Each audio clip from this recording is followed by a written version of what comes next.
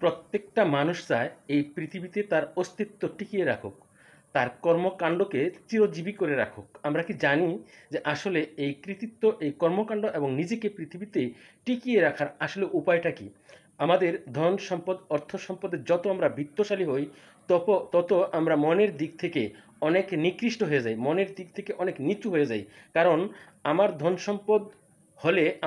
সম্পদ বেশি হলে আমি চাই কিভাবে আরও আমার প্রতিবেশীকে ঠকিয়ে, কিভাবে আমার আত্মীয় স্বজনকে ঠকিয়ে, কিভাবে আমার বন্ধুবান্ধবদের ঠকিয়ে এবং তাদের চাইতে তাদের মাথায় পাড়া দিয়ে, তাদের ঘাড়ে পাড়া দিয়ে আমি কিভাবে উপরে উঠতে পারবো। এটি কিন্তু আসলে বর্তমান পৃথিবীর বর্তমান সিচুয়েশন।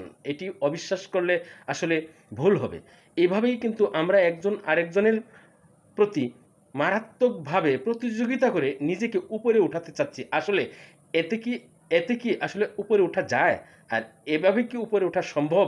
এভাবে কি নিজের কৃতিত্ব, নিজের অস্তিত্ব, নিজের সুনাম, নিজেকে টিকিয়ে রাখা এই পৃথিবীতে সম্ভব? কক্ষনো না।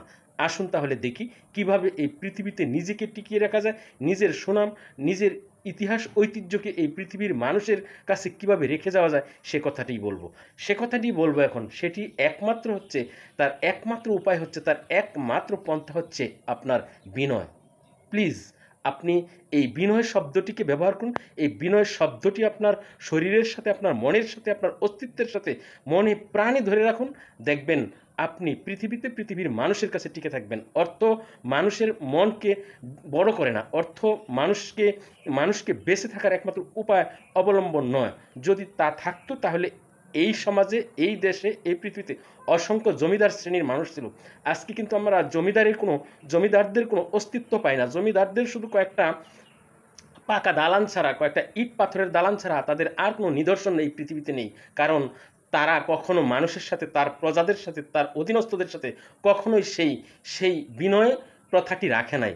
আপনি দেখুন, যারা বিনয়ী এই পৃথিবীতে ছিল, যারা এখনও বিনয়ী আছে, তাদের কথাই কিন্তু মানুষ আলোচনা করে, তাদের কথাই মানুষ বলে।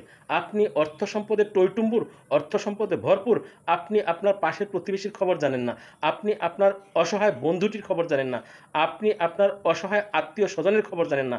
এই পৃথিবীতে কাউকে আপনার অর্থ সম্পদ দিতে হবে না, কিন্তু আপনি অর্থ সম্পদশালী হয়ে যদি আপনি সামান্যতম তাদের পাশে থাকেন, একটু ভালো ব্যবহার করেন, একটু বিনয়ী হন, আপনাকে কিন্তু কখনও তারা ভুলবে না। এই কথাটি মনে রাখতে হবে। এই কথাটি যদি আমাদের স্মরণে মননে থাকে, তবেই কিন্তু আমরা আসলে আমাদের নাম, আমাদের অস্তিত্ব মানুষের কাছে রেখে যেতে পারবো।